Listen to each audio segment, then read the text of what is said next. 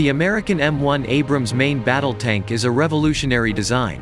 It broke an evolutionary development lineage from the M20 medium tank of 1941 to the M60, which it replaced, and which stayed in production until 1987.